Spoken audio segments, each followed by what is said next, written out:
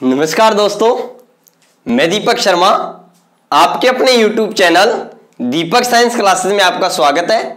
दोस्तों, आज हम इस क्लास के अंदर बात करेंगे लवणों के बारे में कि लवण किसे कहते हैं और दैनिक जीवन में कौन कौन से लवण हमारे काम में आते हैं। यहां से यहां से कॉम्पिटिटिव एग्जाम में बहुत क्वेश्चन पूछे जाते हैं। मैं उन क्वेश्चनों के बारे में भी इस लेक्चर के अंदर मैं आपसे बात करूंगा। तो इससे पहले वाली क्लास के अंदर हमने बात की थी उदासीनीकरण अभिक्रिया के बारे में, और मैंने बताया था कि अम्ल और क्षार आपस में क्रिया करके क्या बनाते हैं, लवण और जल बनाते हैं। क्या बनाते हैं? लवण और जल बनाते हैं। मतलब अगर बात करें कि लवण कैसे बनता है, सबसे पहले अगर हम बात करें कि लवण कैसे बनता है, इस क्लास के अंदर हम बात करेंगे लवण के बारे में, साल्ट के बारे में। तो बच्चों याद रखिएगा, लवण कैसे बनता है? लवण अम्ल और क्षार की क्रिया से बनता है। जब अम्ल और क्षार आपस में क्रिया करते हैं तो क्या बनता है बच्चों? लवण प्लस जल बनता है। पहला क्वेश्चन। और बच्चों, इस जो अभिक्रिया है, इस अभिक्रिया को हम क्या कहते हैं? उदासीनीकरण अभिक्रिया कहते हैं। क्या कहते हैं? उदासीनीकरण अभिक्रिया कहते हैं। उदासीनीकरण अभिक्रिया कहते हैं। और मैंने ये भी बात बताई थी कि ये अभिक्रिया सबसे, अगर रसायन विज्ञान के अंदर अगर मैं बात करूं, अगर मैं पूरे साइंस के अंदर बात करूं, तो सबसे तीव्र गति से, सबसे तेज गति से अगर कोई होने वाली अभिक्रिया है तो वो है उदासीनीकरण अभिक्रिया, अम्ल और क्षार की अभिक्रिया, जो कुछ नैनो सेकंड के अंदर क्या हो जाती है? कंप्लीट हो जाती है। 10⁻⁹ सेकंड को अपन बोलते हैं नैनो सेकंड। क्या बोलते हैं? Nano second. तो याद रखिएगा, उदासीनीकरण अभिक्रिया के अंदर हमारे पास में जो उत्पाद बनता है वो क्या बनता है? लवण बनता है। और उसके साथ में क्या बनता है बच्चों? जल बनता है।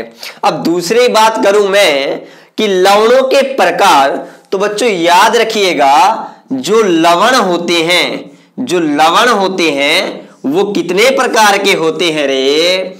अरे बाबू, कितने प्रकार के होते हैं? ये 3 प्रकार के होते हैं। एक होते हैं अम्लीय लवण, दूसरे होते हैं क्षारीय लवण। कौन से लवण?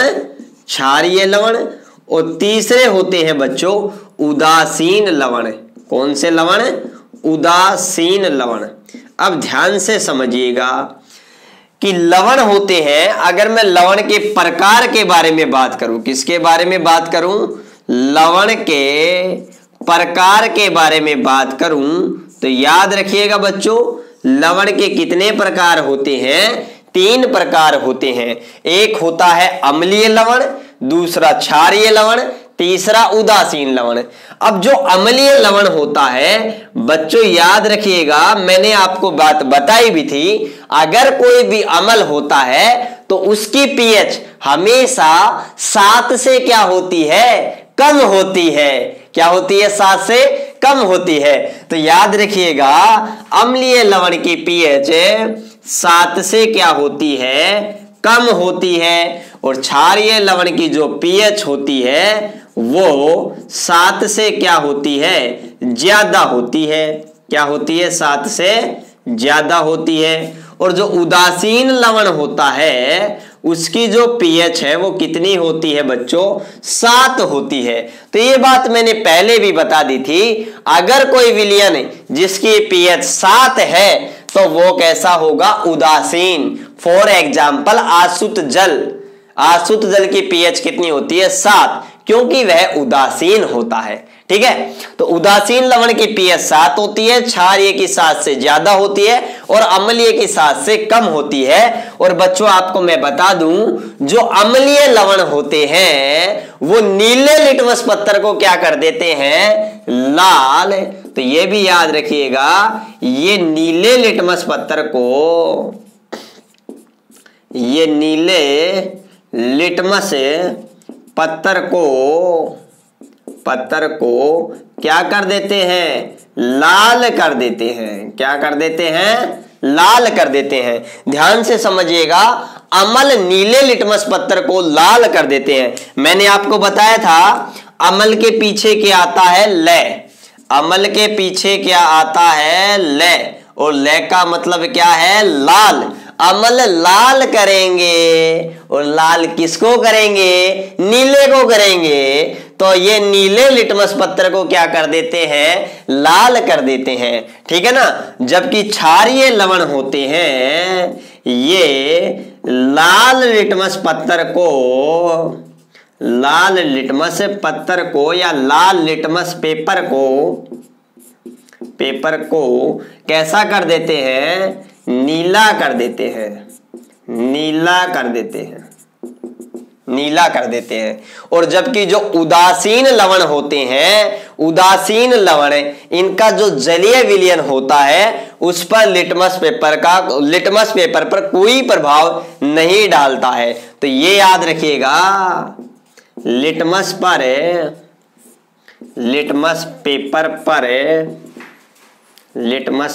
पर कोई प्रभाव नहीं डालते हैं, ये याद रखिएगा, ठीक है ना। अब इनके एग्जाम्पल की अगर मैं बात करूं तो अम्लीय लवण होता है, इसका एग्जाम्पल जैसे अमोनियम क्लोराइड। अब आप कहोगे सर हमें कैसे मालूम होगा कि ये उदासीन है, ये क्षारीय है, ये अम्लीय लवण है। तो एक बार ध्यान से समझिएगा, जैसे मैं एग्जाम्पल लिख रहा हूं, एक हमारे पास में अगर मैं क्षारीय लवण की बात करूं तो क्षारीय लवण हो गया CH3COONA। अगर उदासीन लवण की बात करूं तो हमारे पास में हो गया NaCl। अब ध्यान से समझिएगा बच्चों, ध्यान से समझिएगा। देखो आपको कैसे मालूम होगा कि ये उदासीन है या क्षारीय है या अम्लीय है। देखो आपको जो एग्जाम्पल दिया गया है NH4Cl, ये एग्जाम्पल दिया गया है, आपको मालूम करना है, पता करना है कि ये अम्लीय है या क्षारीय है। तो मैंने पहले कहा था, आप एक बार तो आप किसी के H और OH जोड़ करके देखो, इनके टुकड़े कर लो ऐसे, और H और OH जोड़ करके देखो। जैसे आपको पता है ये Cl नेगेटिव होता है, तो नेगेटिव के पीछे नेगेटिव तो कभी जुड़ता नहीं है, नेगेटिव तो जुड़ते नहीं है। तो नेगेटिव के पास देखो हमेशा पहले पॉजिटिव लिखा जाता है और बाद में नेगेटिव लिखा जाता है मोस्ट ऑफली, ठीक है ना। तो यहां पर ये पॉजिटिव है, पॉजिटिव के पास नेगेटिव लिख के देखो तो क्या बनेगा, NH4OH। और मैं आपको बता दूं ये एक वीक क्या है, बेस है, दुर्बल क्षार है।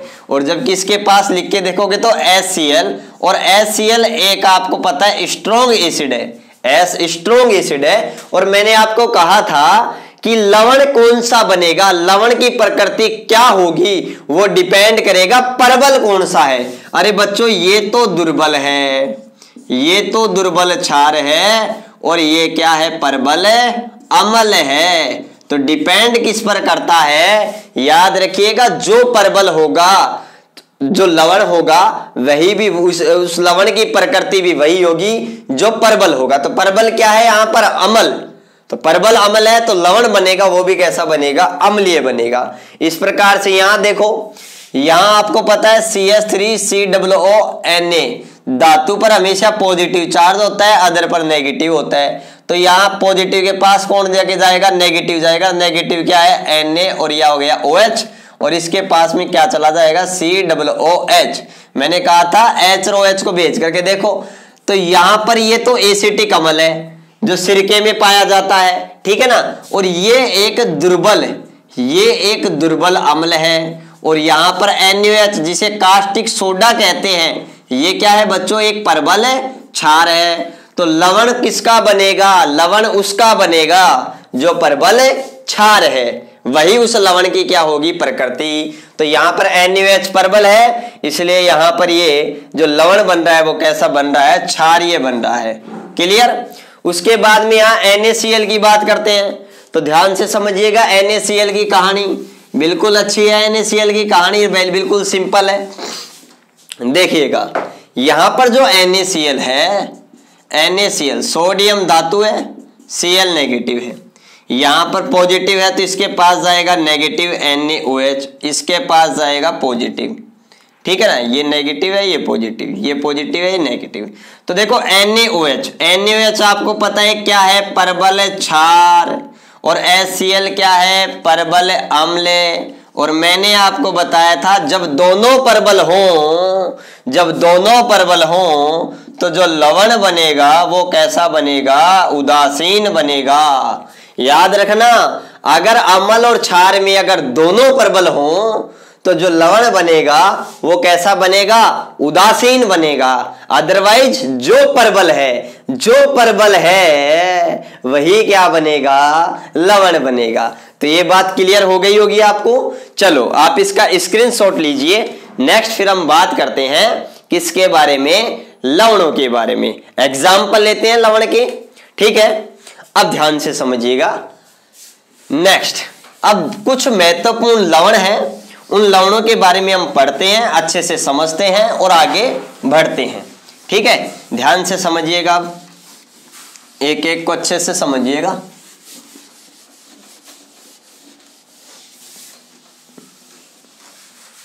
सबसे पहले देखिएगा, हमारे पास में है कुछ महत्वपूर्ण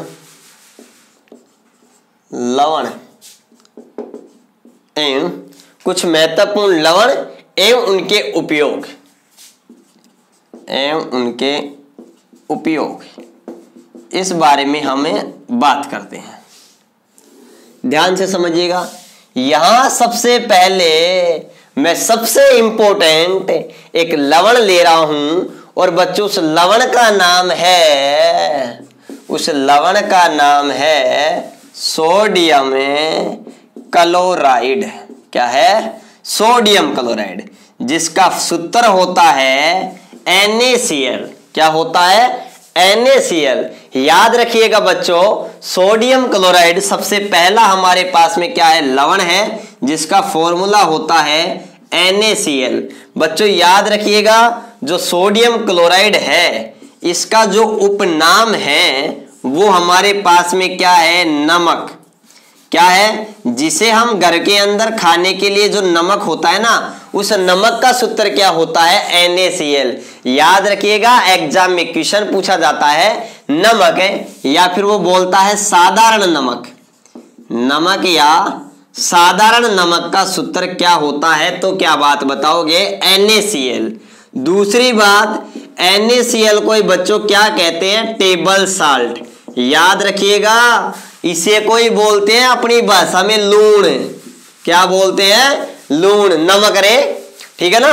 तो याद रखिएगा, नमक का सूत्र क्या होता है, NaCl। साधारण नमक बोल दो, लूण बोल दो, एक ही बात है, ठीक है। इसे ही बच्चों हम क्या बोलते हैं, टेबल साल्ट भी बोलते हैं। इसे हम क्या बोलते हैं, टेबल साल्ट भी बोलते हैं। आपको पता है जमाना चेंज हो गया, आजकल खाना टेबल पर बैठकर खाने लग गए, पहले नीचे बैठ करके खाया करते थे। तो टेबल पर अगर नमक रखा है तो नाम क्या हो गया, टेबल साल्ट हो गया। अब बच्चों ये बनता कैसे है, याद रखिएगा, जब हम HCl की क्रिया NaOH क्षार से कराते हैं, ये HCl परबल अम्ल है, NaOH परबल क्षार है। जब इनकी क्रिया कराते हैं तो मैंने आपको बताया था अम्ल और क्षार की क्रिया से, अम्ल और क्षार की क्रिया से ये हमारे पास हाइड्रोक्लोरिक अम्ल है।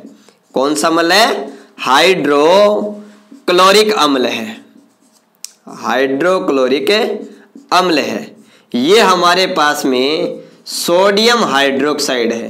क्या है, सोडियम हाइड्रोक्साइड, ठीक है। दोनों ही परबल हैं। जब इन दोनों की क्रिया कराते हैं तो आपको पता है अम्ल और क्षार की क्रिया से लवण है और जल बनता है। अब जल बनाने के लिए दो हाइड्रोजन चाहिए, एक यहां से गई, एक यहां से गई, एक ऑक्सीजन भी चाहिए, इस ऑक्सीजन को भेज देते हैं। तो हमारे पास में क्या बच गया बच्चों, हमारे पास में बच गया Na और Cl। तो हमारे पास में यहां जो बन रहा है, लवण बन रहा है, वो क्या बनेगा, NaCl। इसे कहते हैं बच्चों, पहले Na को क्या कहते हैं, सोडियम बोलते हैं, और Cl को क्या बोलते हैं, क्लोराइड। तो इसका नाम हो गया सोडियम क्लोराइड। अब ध्यान से समझिएगा, ये एक परबल अम्ल है, मैंने आपको ये भी बताया था, ये क्या है, परबल अम्ल है, परबल अम्ल है। और यहां पर ये क्या है, परबल क्षार है। तो जब दोनों ही परबल होंगे तब जो सोडियम क्लोराइड जो लवण बनेगा वो लवण कैसा बनेगा बच्चों, उदासीन बनेगा। तो याद रखिएगा NaCl एक कैसा लवण है, याद रखिएगा NaCl एक उदासीन लवण है, ठीक है ना। तो यहां पर मैं नेक्स्ट पॉइंट ये भी लिख सकता हूं कि यह परबल अम्ल व परबल क्षार की क्रिया से बनता है, परबल क्षार की क्रिया से बनता है, ठीक है। नेक्स्ट यह कैसा होता है, यह उदासीन होता है, कैसा होता है, यह उदासीन होता है। और अगर बच्चों यह उदासीन है तो इसकी पीएच कितनी होगी, इसकी पीएच होगी बच्चों 7 होगी। तो याद रखिएगा इसकी पीएच कितनी होती है, इसकी पीएच 7 होती है, कितनी होती है, 7 होती है। क्योंकि यह एक कैसा लवण है, याद रखिएगा यह परबल अम्ल और परबल क्षार की क्रिया से बनता है, यह उदासीन होता है, ठीक है ना। इसकी पीएच कितनी होती है, 7 होती है। इस बात को आप अच्छे से याद रखिएगा। और बच्चों ये कहां पाया जाता है, सर्वाधिक कहां पाया जाता है, तो याद रखिएगा यह समुद्री जल व खारे पानी के में सर्वाधिक पाया जाता है। तो इस बात को भी ध्यान रखिएगा, यह समुद्री जल व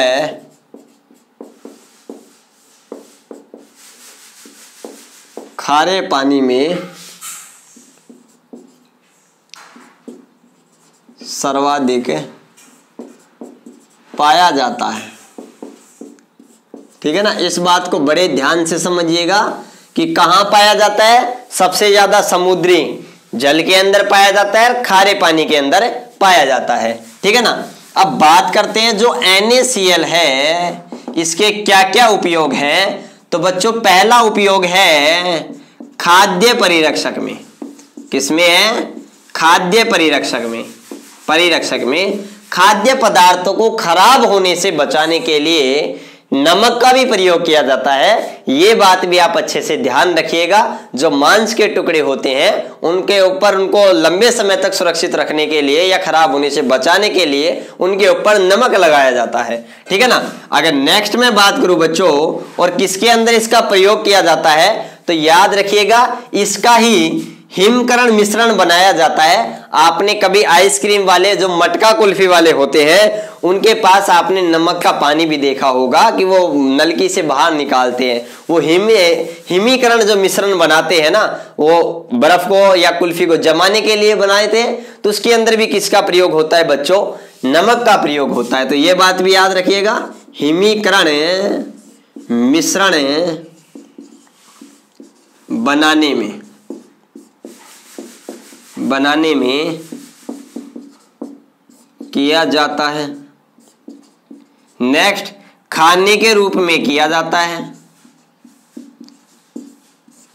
नमक का उपयोग खाने के रूप में किया जाता है,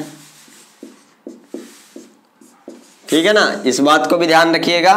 और नेक्स्ट बच्चों जो हमारे पास में जो बेकिंग सोडा होता है, कास्टिक सोडा होता है, उनके निर्माण के अंदर भी प्रयोगशाला के अंदर किसका प्रयोग किया जाता है, NaCl का प्रयोग किया जाता है। तो याद रखिएगा बेकिंग सोडा जिसे हम इनो फ्रूट साल्ट कहते हैं, बेकिंग सोडा व कास्टिक सोडा याद रखिएगा। इस NaOH को ही क्या कहते हैं हम, इस NaOH को ही हम कहते हैं कास्टिक सोडा। क्या कहते हैं, कास्टिक सोडा, ये भी याद रखिएगा आप, ठीक है ना। और बेकिंग सोडा बोलते हैं हम किसको, बेकिंग सोडा बोलते हैं NaHCl को। बेकिंग सोडा, मीठा सोडा, खाने का सोडा, इनो फ्रूट साल्ट, इसे ही बोलते हैं बच्चों। तो बेकिंग सोडा व कास्टिक सोडा के निर्माण में किया जाता है, यह भी याद रखिएगा, किया जाता है। तो NaCl का ये हमारे पास में क्या हो गया, उपयोग हो गया।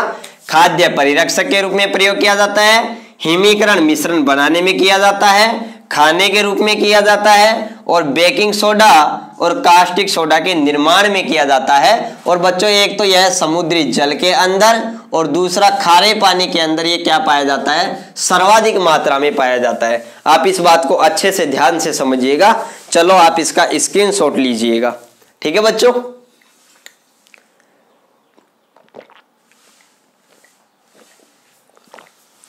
तो स्क्रीनशॉट इसका आपने ले लिया होगा, ठीक है। इसके बाद हम बात करते हैं किसके बारे में, बेकिंग सोडा के बारे में। किसके बारे में बात करते हैं, बेकिंग सोडा के बारे में हम बात करते हैं।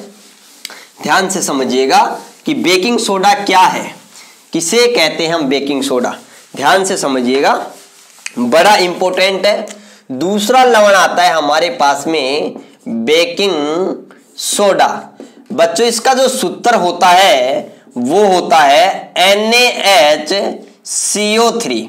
याद रखिएगा, ये बेकिंग सोडा का क्या है, सूत्र है। इसको अच्छे से याद रखिएगा, ये बेकिंग सोडा का क्या है, सूत्र है। इसका जो रासायनिक नाम है वो क्या है बच्चों हमारे पास में, ये भी याद रखिएगा। रासायनिक नाम, ये तो एक रूढ़ नाम है, मार्केटिंग नाम है। रासायनिक नाम है इसका सोडियम है। Na को बोलते हैं सोडियम और HCO3 नेगेटिव को बोलते हैं बाइकार्बोनेट। तो इसका नाम हो गया सोडियम बाइकार्बोनेट। क्या हो गया, सोडियम बाइकार्बोनेट। या बच्चों हम इसे ऐसे भी बोल सकते हैं, Na को क्या कहते हैं, सोडियम, H को क्या बोलते हैं, हाइड्रोजन, और CO3 यहां क्या बोलते हैं, केवल CO3 को कार्बोनेट, ठीक है ना। तो इसको हम सोडियम हाइड्रोजन कार्बोनेट भी बोलते हैं, लेकिन मोस्ट ऑफली ये बोला जाता है, ठीक है ना। ये भी याद रखिएगा, दोनों ही सही है, कहीं कोई डाउट वाली बात नहीं है, ठीक है। अब इसके उपनाम के बारे में अगर मैं बात करूं, जो हमारे एग्जाम की दृष्टि से इंपॉर्टेंट है, वैसे ये बड़ा इंपॉर्टेंट है, ठीक है ना। इसके उपनाम के बारे में अगर मैं बात करूं तो बच्चों इसे हम कहते हैं मीठा सोडा। मीठा सोडा हम किसे कहते हैं बच्चों, बेकिंग पाउडर को कहते हैं। और बच्चों इस मीठे सोडे का प्रयोग याद रखना, जब कभी आप गोगा जी की कढ़ाई करते हो, ये रामल बाबा की कढ़ाई करते हो, तो जब पूड़ी बनाते हो ना, तो उनको फुलाने में आप क्या डालते हो, मीठा सोडा डालते हो ना। तो याद रखिएगा ये वही मीठा सोडा है, ठीक है ना। तो इसे इसका उपनाम क्या क्या है, एक तो मीठा सोडा होता है, इसका प्रयोग हम खाने के रूप में करते हैं, इसलिए हम इसे बोलते हैं खाने का सोडा। क्या बोलते हैं, खाने का सोडा। ये भी याद रखिएगा। और इसे हम एक नाम हमारे पास में ऑलरेडी पहले ही हो गया, इसे हम क्या कहते हैं, इसे हम बेकिंग सोडा भी कहते हैं। क्या कहते हैं, बेकिंग सोडा भी कहते हैं। और मैं आपको बताऊं बच्चों, जो बेकरी उद्योग वाले होते हैं, जो ये टोस्ट, बर्गर, जो पानी पतासी होती है उनको बनाते हैं, तो उनको फुलाने में किसका प्रयोग करते हैं, बेकिंग सोडा का प्रयोग करते हैं। और उनकी दुकानों को हम क्या कहते हैं, बेकरी की शॉप, ठीक है ना, बेकरी की दुकान। इसलिए इसे बोलते हैं बच्चों बेकरी पाउडर। क्या बोलते हैं, बेकरी पाउडर। तो ये भी याद रखिएगा, बेकरी पाउडर किसे कहते हैं, तो क्या बात बताओगे आप, बेकिंग सोडा को ही क्या कहते हैं, बेकरी पाउडर कहते हैं। और बच्चों पहले के समय में इसका प्रयोग पेट की एसिडिटी को दूर करने में किया जाता था, इसलिए बच्चों इसे क्या कहते हैं, इनो फ्रूट साल्ट। क्या कहते हैं, इनो फ्रूट साल्ट। ये भी आप अच्छे से याद रखिएगा कि पहले प्राचीन समय के अंदर, मतलब आजकल तो इनो आ गया, केवल इनो आ गया। और मैं आपको बता दूं, इस इनो के अंदर क्या होता है, इस इनो के अंदर होता है मैग्नीशियम हाइड्रोक्साइड, जिसे हम कहते हैं मिल्क ऑफ मैग्नीशिया, ठीक है ना। मैंने पहली क्लास में बता भी चुका हूं इसके बारे में, ठीक है ना, एसिडिटी को दूर करने में। तो देखो बेकिंग सोडा के बहुत सारे नाम हो गए, मीठा सोडा, खाने का सोडा, बेकरी पाउडर, इनो फ्रूट साल्ट, ठीक है ना, ये भी याद रखिएगा। उसके बाद में बच्चों अगर मैं और बात करूं इसके बारे में, तो जब बेकिंग सोडा को जब हम इसको जब पूड़ी वगैरह बनाते हैं, तो जब पूड़ी का आटा लगा लेते हैं, तो आटा लगा लेते हैं तो आटे के अंदर ये बेकिंग सोडा मिलाते हैं। अब भाई जब पूड़ी को अपन तलेंगे, कढ़ाई के अंदर तलेंगे, या मैं कहूं गरम करेंगे, अपन क्या करेंगे, गरम करेंगे, तो देखो क्या होता है, ये हमारे पास में है बेकिंग सोडा। क्या है, बेकिंग सोडा है। तो जब इसको हम क्या करते हैं, गरम करते हैं, ये क्या है, चूल्हा है, ठीक है, ये केमिस्ट्री का चूल्हा है, ऐसा चिन्ह आ जाता है, इसका मतलब हम गरम कर रहे हैं, उष्मा दे रहे हैं, ठीक है। और जब इसको गरम करते हैं तो हमारे पास में क्या बनता है बच्चों, हमारे पास में बनता है Na2CO3 और प्लस H2O और प्लस CO2।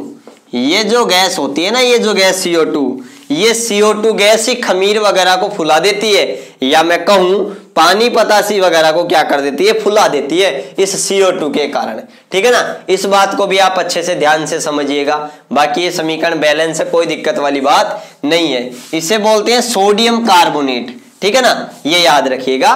तो इस गैस के कारण जब इसको गर्म करते हैं तो ये CO2 गैस निकलती है। इस CO2 गैस के कारण जो पानी पतासी वगैरह होती है वो क्या हो जाती है, फूल जाती है, ठीक है। अब इसके उपयोग के बारे में बात करें तो बच्चों याद रखिएगा, इसका उपयोग किसमें किया जाता है। एक तो देखो यहाँ CO2 निकल रही है, तो याद रखिएगा एक तो इसका उपयोग है अग्निशामक यंत्र में। बड़ा इंपोर्टेंट उपयोग है कि अग्निशामक यंत्र में किसका प्रयोग किया जाता है, तो याद रखिएगा बेकिंग सोडा का प्रयोग किया जाता है, एक CCl4 का प्रयोग भी किया जाता है, कार्बन टेट्रा क्लोराइड का प्रयोग भी किया जाता है, उसके बारे में भी हम पढ़ेंगे।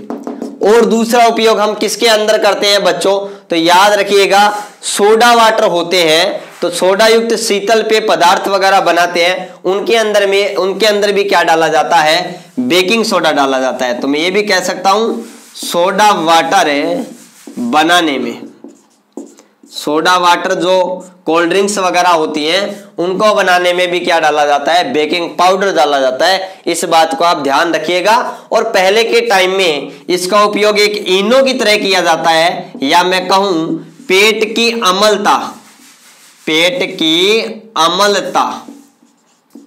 अम्लता या मैं कहूं एसिडिटी को दूर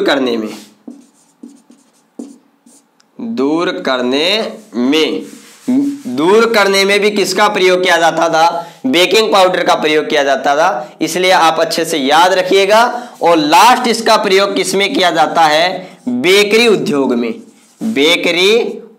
में। आप कहोगे सर बेकरी उद्योग कौन कौन से होते हैं, बच्चों जिस उद्योग के अंदर डबल रोटी बनती है, पाव रोटी बनती है, ठीक है ना, पाव रोटी बनती है, बिस्किट बनते हैं, ठीक है ना, और खमीर वगैरह, केक वगैरह, ये सभी किसके अंदर आते हैं बच्चों, बेकरी उद्योग में आते हैं। और बेकरी उद्योग के अंदर बच्चों हम किसका प्रयोग करते हैं, मीठे सोडे का प्रयोग हम करते हैं। तो बच्चों इस क्लास के अंदर हम इन दोनों लवणों के बारे में अच्छे से पढ़े हैं। अगर कोई डाउट हो तो नीचे कमेंट कीजिए और क्लास को ज्यादा से ज्यादा शेयर कीजिए। चैनल को सब्सक्राइब करना बिल्कुल ना भूलें। अगर यहां तक के नोट्स अगर आपको चाहिए तो नीचे मैं डिस्क्रिप्शन में टेलीग्राम चैनल का लिंक दे रखा हूं, वहां जाइए, टेलीग्राम चैनल को ज्वाइन कर लीजिए, आपको नोट्स मिल जाएंगे। तो आज की क्लास के लिए इतना ही। आप सभी को बहुत बहुत धन्यवाद। Thank you.